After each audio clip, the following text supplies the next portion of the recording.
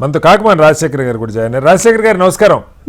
Sir నమస్తే sir. Rajasekhar గారు, దేశవ్యాప్తంగా దాదాపు ఇంక్లూడింగ్ గుజరాత్తో సహా, అహ్మదాబాదు, వడోదరాతో సహా అన్ని చోట్ల ప్రజలు, ప్రజా సంఘాలు, రకరకాల ఆర్గనైజేషన్స్, పార్టీలు, ఎన్డీఏ కూటమిలో ప్రత్యక్షంగా ఉన్న పార్టీలు తప్ప మిగతా పార్టీలంతా దీని మీద అంతో ఇంతో స్పందించడము, కార్యాచరణ. ఇవాళ తెలంగాణలో బీఆర్ఎస్ పార్టీ ఎల్లుండి ధర్నా ప్రకటించారు. అనేక పార్టీలు, ఆమ్ ఆద్మీ పార్టీ లేదా కాంగ్రెస్ పార్టీ, రకరకాల పార్టీలు ఏదో కనీసం ఒక స్పందన, ఒక చిన్న యాక్టివిటీ చెప్తా ఉన్నారు. ఆంధ్రప్రదేశ్ సంబంధించి సరే తెలుగుదేశం, జనసేన, బీజేపీ కూటమి ప్రభుత్వంలో ఉన్నాయి, సరే వాళ్ళు మాట్లాడకపోవచ్చు. కానీ వైసీపీకి ఏమైంది? ఎందుకు కనీస స్పందన, కనీస కార్యాచరణ? ఏం జరగాలి? ఆ దీక్షకి మద్దతు ఇవ్వటమో, లేకపోతే ఇది తప్పు కాదు, ఈ దీక్ష కరెక్ట్ కాదు, ప్రభుత్వం చర్యలు తీసుకోవాలంటామో, ఇలా జరగకుండా చూడాలంటామో నోరు పెగలట్లేదు. ఎందుకని? ప్యానెల్ ఉన్నటువంటి పెద్దలందరూ కూడా ముందుగా నమస్కారం అండి. సరే, ఇక్కడ అలాంటి విషయాన్ని ఎవరైనా ఖండించవలసింది. ఇప్పుడు ఈరోజు దేశ రాజధానిలో విద్యార్థులు చేస్తున్నటువంటి, నిరుద్యోగులు చేస్తున్నటువంటి ఆ యొక్క దీక్ష గాని, అజిటేషన్, అది మనం గతంలో ఎప్పుడు ఇంత అగ్రెసివ్ గా చూసిన సందర్భాలు లేవు ఇటీవల కాలంలో. సో అలాంటి పరిస్థితుల్లో ఖచ్చితంగా గవర్నమెంట్ కూడా ఆలోచన చేయాలి. అంటే ఈ పొలిటికల్ అకౌంటబిలిటీ ఉండాలనేటువంటిదే వాళ్ళ యొక్క మాటల్లో స్పష్టంగా అర్థమవుతా ఉంది. ఇప్పుడు దానికి ఎవరో ఒకళ్ళు దానికి బాధ్యత తీసుకుని, అంటే ఇప్పుడు ప్రధానమంత్రి గారు కూడా ఫాస్ట్ ట్రాక్ కోర్టులు ఇస్తాము, వాడిని వెంటనే పరిష్కారం చేస్తాము గతం, కానీ వాళ్ళు అది కూడా కోరుకోవట్లేదు. ఇప్పుడు వాళ్ళు అడుగుతుంది ఒక అది పొలిటికల్ అకౌంటబిలిటీ ఒకటి అడుగుతున్నారు, మినిస్టర్ గారు రాజీనామా చేయాలనేటువంటిది అనేటువంటి డిమాండ్ ఒకటి ఉంది. బట్ ఏది ఏమైనా కూడా ఈ సమస్యకి త్వరగా పరిష్కారం అనేటువంటిది జరగకపోతే ఇది దేశవ్యాప్తంగా ఈ ఉద్యమం తీవ్ర రూపం దాల్చేటువంటి అవకాశం ఉంది. దీనివల్ల ఎన్నో ఇబ్బందులు కూడా మనం ఫేస్ చేయాల్సినటువంటి పరిస్థితులు కనపడుతున్నాయి చూస్తూ ఉంటే. దీనికి ఎంత వీలంటే అంత త్వరగా పరిష్కార మార్గాన్ని కాదు రాజశేఖర్ గారు మీరు కూడా ఒక పేరంటే, దేశంలో అన్ని రాష్ట్రాల కంటే అత్యధిక కాంపిటీషన్ ఉంది నీటికి ఏపీలో.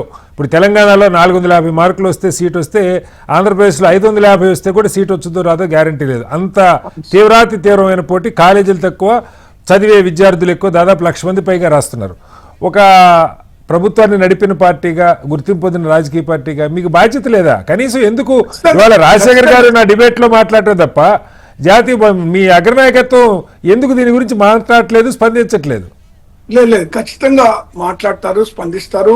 ఈవెన్ పార్లమెంట్ లో కూడా, ఈవెన్ ఆంధ్రప్రదేశ్ లో 16,000 పోస్టులు ఇస్తే మనం ఏ విధంగా అమ్మకానికి పెట్టారో, ఏ విధంగా మార్కెట్ లో పెట్టారో అనేటువంటిది కూడా చూసాం. ఇటీవల కాలంలోనే 16,000 పోస్టులు అనౌన్స్ చేశారు కదా డిఎస్సి. జరిగింది ఏంటది? అదే సార్, దాని మీద స్పందించినట్టుగా కాదు రాజశేఖర్ గారు.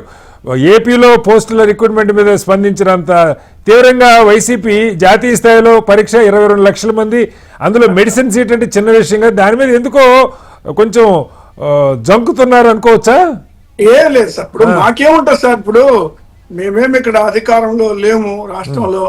కేంద్రంతో ఇప్పటికిప్పుడు మేమేదో పనులు చేయించుకోవాలనో లేదా రాష్ట్రానికి సంబంధించిన అంశాలు, గతంలో అంటే అధికారంలో ఉన్నప్పుడు రాష్ట్రానికి ప్రయోజనాల కొరకు కొంత ఫ్లెక్సిబుల్ గా వెళ్ళడం అనేటువంటిది జరిగింది. అంటే ఇప్పుడు వాళ్ళకి మాకు ఇప్పుడు ఏమో అలాంటివి ఏమి లేవు కాబట్టి మేమేం ఆ ఆలోచన అనేటువంటిది మేము చేయటం లేదు సార్. మేము కాకపోతే ఏంటంటే దీన్ని తీవ్రంగా అయితే ఖండిస్తా ఉన్నాం. ఖచ్చితంగా మేము కూడా కార్యాచరణ అనేటువంటిది తీసుకుంటాం. ఇప్పుడు ఏపీలో జరిగినటువంటి అంశం కూడా పార్లమెంట్ లో పెట్టాలనే ఉద్దేశంతో, సిబిఐ ఎంక్వైరీ చేయాలనేటువంటి ఉద్దేశంతో మా ఎంపీలు కూడా అక్కడ సబ్మిట్ చేయడం ఒక లెటర్ కూడా, దాన్ని ఎలాగైనా సరే సిబిఐకి వేయాలని. కాబట్టి కేంద్రంలో జరిగేటువంటి అంశం కూడా త్వరితగతిన సెటిల్ అవ్వాల్సినటువంటి కేంద్రానికి సంబంధించిన అంశం కాదు సార్. ఆంధ్రప్రదేశ్ లో 1,00,000 మంది పిల్లలకి వాళ్ళ కుటుంబాలకు సంబంధించిన అంశం కూడా రాజశేఖర్ గారు మీకు తెలియదు కాదు? ఖచ్చితంగా సార్. అంటే ఆంధ్రప్రదేశ్ ఉంటారు, దేశవ్యాప్తంగా అన్ని రాష్ట్రాల్లో ఉంటారు, కానీ నిర్ణయం తీసుకోవాల్సినటువంటిది కేంద్రం. Right sir. కేంద్రం అందుకొని ఈ నష్టం ఇప్పటికే జరిగిపోయింది సార్. ఇప్పుడే ఆమరణ నిరాహార దీక్షలు మరి ప్రాణాలు పూర్తిగా కోల్పోయేటువంటి పరిస్థితుల్లో రాను ఉధృతం అయ్యే పరిస్థితులు కనపడుతుంది, తగ్గేలా కనపడలేదు సార్.